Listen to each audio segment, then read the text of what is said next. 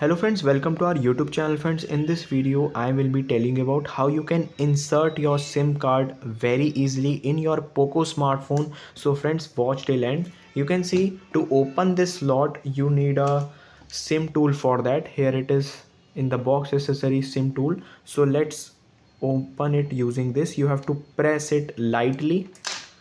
So you can see it's pulled out. Now you have to remove it, and you can see in this, you can see here it is sim1, and another side it will be showing sim2 and SD card. So whenever you have set SD card, there will be you can set only one SIM card only. So let's put it in this slot.